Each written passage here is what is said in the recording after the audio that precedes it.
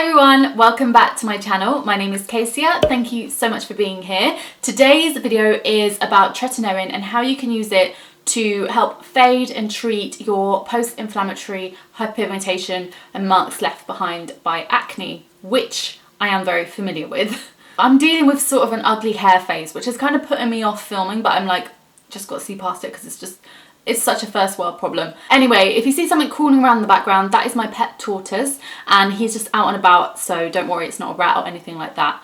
And of course, if you enjoy skincare content, then you know what to do because I have a new video every single week. So I'm going to be incorporating some of my own tretinoin experiences, and that way I can sort of share my experience and fit it into this video.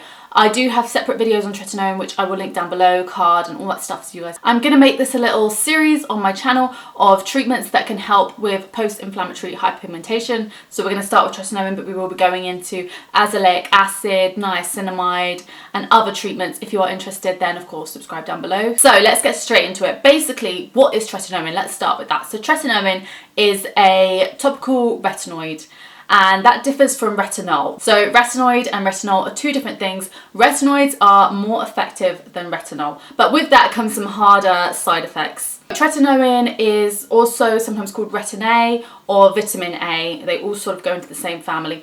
Tretinoin is a prescription strength treatment and it's available in a cream formulation or a gel formulation. Generally, there are three strengths of tretinoin. You've got your 0.025, your 0.05 and your 0.1%. So that is basically going up in that strength, those three, 0.1 being the highest, 0.025 being the lowest. It is used to treat acne, fine lines and wrinkles. It can do all those things, which is amazing.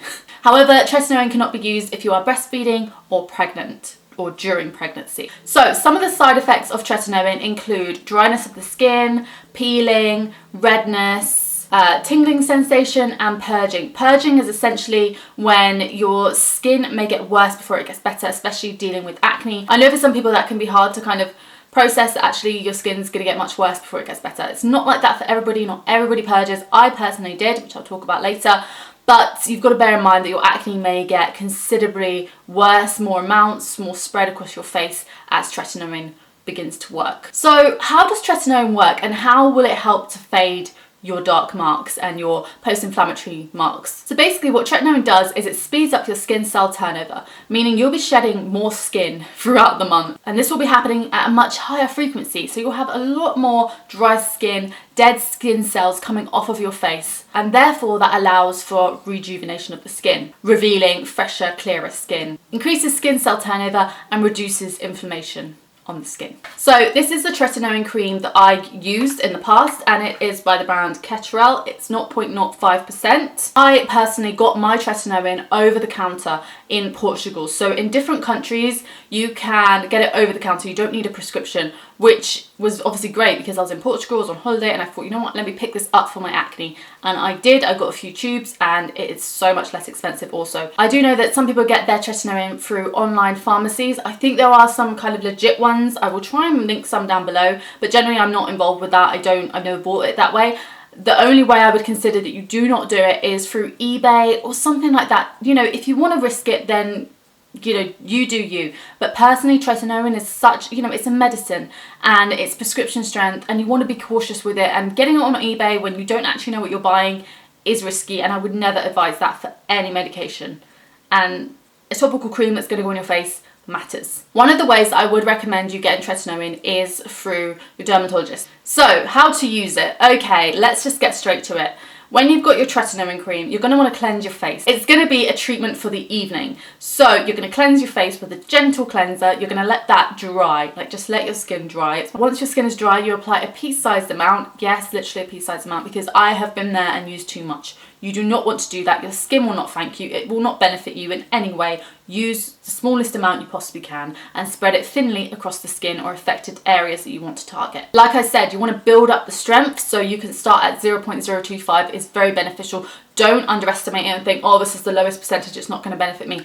This stuff is powerful, so start small and start slow. Start once, twice. You can start once a week. If you can do every other day, go for it, but just don't rush. I did it, regretted it, peeled my skin so much, was not worth it, would not recommend it, and I'm just coming from a genuine place that it doesn't benefit your skin at all. rushing it or going higher strength does not give you like the best results quicker. If anything, it has an adverse effect. However, one thing you can do is actually cleanse, then moisturize. So this will basically give you a buffer, allowing you to then apply your tretinoin, which will sort of give you the moisturization that your skin needs while still getting the benefits of tretinoin in there. This is not counterintuitive. It will still penetrate into the skin and do what needs to be done, but will maintain some moisture with it. When you are using tretinoin, you want to keep your other skincare routine elements very simple. You want to avoid any harsh chemicals, any other exfoliants, spin brushes, anything like that. I did it, I regretted it. Don't do it. It's not worth it. Keep it simple. And as your skin becomes accustomed to tretinoin, you can maybe start to intertwine some other bits and bobs. However, there are certain ingredients that you want to avoid when using tretinoin. How to use it? Make sure that you use your SPF every single day, but particularly when you're using a prescription strength treatment, a topical cream, you need your SPF. Also, one thing that I tend to forget is avoid waxing. Your skin becomes compromised when using tretinoin. That is one of the side effects. And when your skin is in that condition, the last thing you want to do is be putting on a piece of wax that is going to rip off the top layer of the skin, which is already in a fragile state because it is fresh. So that sort of leads me into my experience. And like I said, I do have tretinoin videos and a playlist, I think, so I will link that down below if you want to see more detail, and at each month, you know, 3-month mark, 6-month mark, how was my skin doing, what did I actually see a difference in, then you can watch those. But here I'm just going to give a short summary that, look, when it came to post-inflammatory marks, I did see a difference, but it was hard because I did go for a purge, so I therefore had more acne, which then led to more marks. So my skin kind of went 2 steps back before it got better. And that's hard to grasp, and I understand that, but yes, I did see how it can fade those marks, and if I could continue with treatment, I think that with time it would have got better. However, as I've mentioned, I was not navigating tretinoin very well. I was struggling with it. Something that can be very simple was just so hard for me to grasp because, you know, when you think something is the gold standard, it's going to do all these amazing things, you kind of just expect it to work like instantly, like, yes, my skin is clearing, my skin is clearing, and it was kind of like all over the place.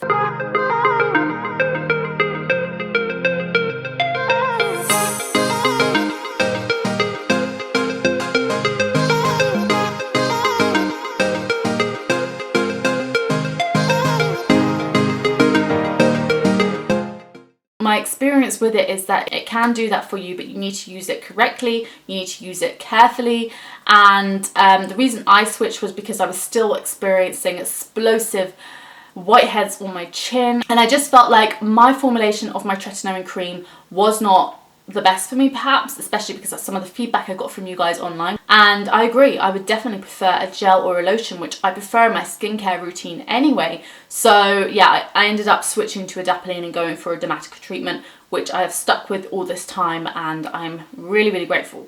But tretinoin is still super, super powerful. I personally used 0.05% tretinoin cream for around 8 months.